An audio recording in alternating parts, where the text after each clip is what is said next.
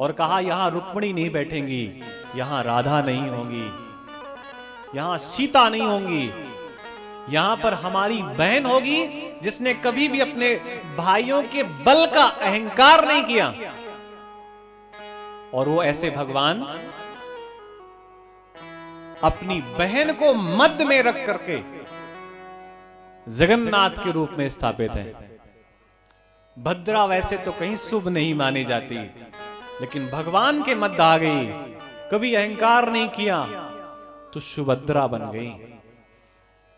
और 4 जो प्रमुख स्थान हैं उनमें से एक जगह भगवान ने अपनी किसी पत्नी को नहीं खड़ा किया, अपनी बहन का हाथ पकड़ के खड़ा किया कि चल, चुपके से रहती, कभी नहीं बताती कि मैं कृष्ण की बहन हूं, मैं बलराम की बहन हूं, मैं बताऊंगा जग को कि ये मेरी बहन है जो शांत रहती है, कभी किसी प्रकार का उपद्रव नहीं करती। तो नाम ऐसे बन जाता है।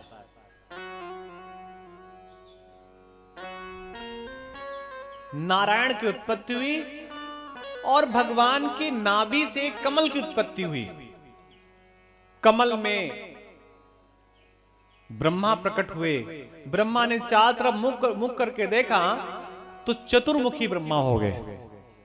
लेकिन देवी भागवत में 5 मुखी ब्रह्मा बताए गए। भागवत में चतुर्मुखी ब्रह्मा हुए। एक आवाज आई, त प तप करो, और ये निश्चित है कि तप करने से ही चीजें निकलती हैं। जब तक स्वर्ण को तपाया नहीं जाता तब तक सोने की कीमत नहीं बढ़ती। तप करने से ही बहुत कुछ प्राप्त होता है। इन्हीं की संतानों में मनु शत्रुपा। हम लोग मनुष्य इसलिए कहलाते हैं क्योंकि हम किसकी संतान हैं? मनु की। बोले किसकी संतान है? मनु की। और हम लोग मनुष्य इसलिए भी कहलाते हैं क्योंकि हम सभी मन के अधीन हैं।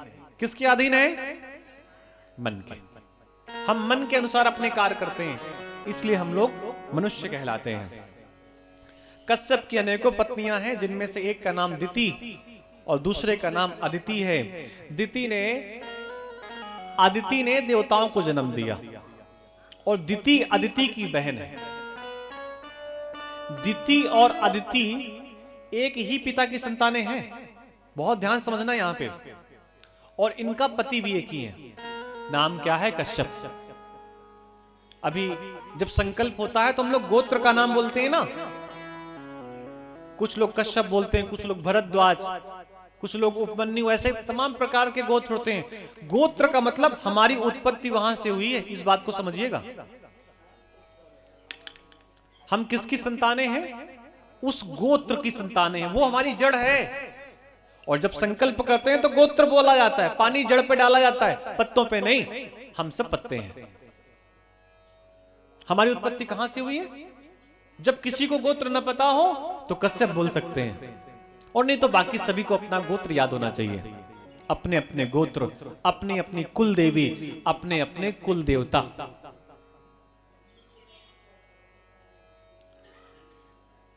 कश्यप की 2 पत्नियां दिति और अदिति। अदिति ने देवताओं को जन्म दिया। देवताओं का पूजन सभी जगह हो रहा था, तो दिति को भी ऐसा लगा कि हमारे भी बच्चे होते तो उनका भी पूजन होता। तो दिति ने अपने पति से कहा सांझ के समय कि हमें भी पुत्र चाहिए।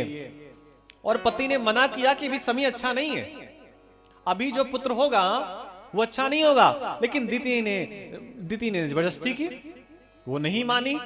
गर्भधारण हो गया, गर्भ में राक्षस आ गए। वो थे तो भगवान के ही दूत, भगवान के ही सेवक, लेकिन वो सेवक जब भगवान से विलग हुए, अलग हुए, तो राक्षस बन गए। भगवान के ही द्वार पे जय और विजय मिलते हैं। यही दोनों यहां पर आ गए। एक कथा आती है कि एक बार लक्ष्मी जी ने पूछा नारायण से कि स्वामी, आपको सबसे ज्यादा प्रेम कौन करता है?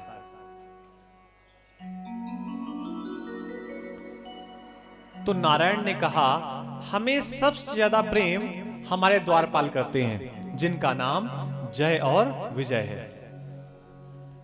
ये बात लक्ष्मी जी को बहुत बुरी लगी। लक्ष्मी जी ने कहा कि हमें दिखाओ करके हम देखना चाहते हैं कि वाकई में जय और विजय विशेष प्रेम करते हैं। भगवान द्वार से बाहर निकले, जय विजय ने भगवान को प्रणाम किया। भगवान ने जय विजय से पूछा कि ये बताओ जय विजय, तुम सबसे ज्यादा स्नेह किससे करते हो? प्रभु आपसे। तो क्या वो सब कर सकते हो जो मैं कह सकता हूं? जय विजय ने कहा बिल्कुल प्रभु, आप कह दे तो हम अपने प्राण न्यौछावर कर दें।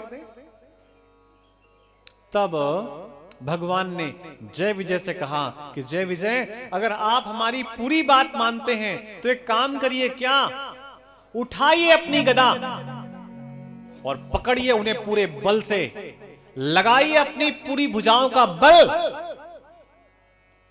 और करिए हमारे ऊपर प्रहार। ये बात नारायण ने जय विजय से कह दी। तो गदा तो उठा ली, लगाया भी पूरा बल, लेकिन स्वयं के ऊपर जब प्रहार करने की बात भगवान ने कही तो उसी समय उनकी गदा छूट गई। लक्ष्मी जी प्रसन्न हो गई कि बहुत कह रहे थे ना कि ये आपकी बात नहीं टालेंगे, देखो टाल दिया। लेकिन ये भी भगवान की एक लीला है, कुछ और नहीं है। भगवान की बात नहीं मानी। कुछ समय बाद सनकादिक ऋषि आए तो इनकी बुद्धि बिगड़ गई, और बुद्धि ऐसी बिगड़ी कि सनकादिक ऋषियों ने श्राप दिया, जाओ दैत्य हो जाओ। और यही दोनों जय विजय दिति के गर्भ में आ गए और कुछ दिनों बाद इनका प्राकट हुआ। इनमें से एक बेटा तो भूमाफिया बन गया। भूमाफिया समझते हैं ना? जमीन हड़प लेना किसी की, जबरदस्ती घर में कब्जा कर लेना। जिसका नाम क्या था आप लोग बताइए? हिरण्याक्ष। उसको जमीन इतनी प्यारी थी कि जमीन को लेकर के छुप गया जल के अंदर। ब्रह्मा जी को लगा कि हमें तो सृष्टि की उत्पत्ति करनी है, और जब जमीन ही नहीं रहेगी तो सृष्टि की उत्पत्ति कहां से होगी? भगवान की नासिका से शुक्र वराह भगवान की उत्पत्ति हुई, और फिर हिरण्याक्ष का वराह के साथ युद्ध हुआ, हिरण्याक्ष का उद्धार हुआ और धरती को मुक्ति मिली। इसी में एक श्रेष्ठ ऋषि परंपरा में करदम जी का नाम आता है। किसका नाम आता है? कुछ लोग सो गए। जय जय श्री राधे, जय जय श्री राधे। करदम जी का नाम आया। करदम जी ने भगवान की लंबे समय तक पूजा की, प्रार्थना की। भगवान प्रसन्न हो गए। भगवान ने कहा क्या चाहिए? तो करदम जी ने कहा आप बड़े अच्छे लगते हैं। तो भगवान ने कहा वो तो ठीक है, हम तो सबको अच्छे लगते हैं, लेकिन ये बताइए चाहिए क्या? तो करदम जी ने कहा ऐसा लगता है कि आप हमारी गोद में खेलें, हमारे पुत्र बन जाएं, तुम्हें बड़ा सुख मिलेगा। तो भगवान मुस्कुराने लगे। भगवान ने कहा अरे करदम, कितने भोले हैं आप, विवाह आपका हुआ नहीं और हमें पुत्र के रूप में प्राप्त करना चाहते हैं, जाइए पहले विवाह तो करके आइए। और फिर भगवान से पूछा करदम जी ने कि हम किसके साथ विवाह करें? तो देवहूति का नाम बताया। करदम जी ने संकल्प लिया कि जब मुझे पुत्र संतान की जिस समय उत्पत्ति हो जाएगी, मैं घर को छोड़कर चला जाऊंगा। देवहूति जी ने मना कर दिया कि अभी विवाह नहीं हुआ है और ये ऋषि घर को छोड़कर जाने की पहले ही बात कर रहा है। तब नारद जी ने समझाया कि करदम ने संकल्प लिया है कि जब भी कोई संतान होगी तो वो भगवान ही होगी, ऐसा संकल्प है इनका। तब देवहूति मां ने जगदम्बा की प्रार्थना की, या देवी सर्वभूतेषु लक्ष्मी रूपेण संस्थिता नमस्तस्यै नमस्तस्यै।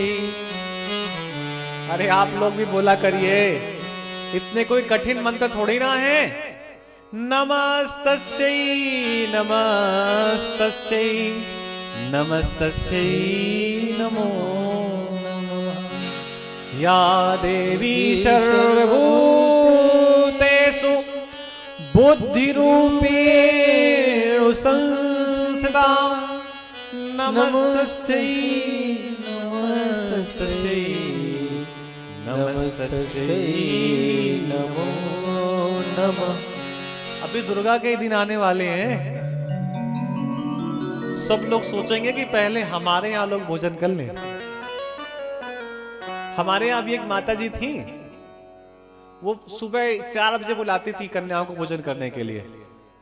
अब वो सब जब कन्याएं सुबह 5 बजे पहुंच जाएं अंदर घर के, तो दरवाजा बंद कर लें।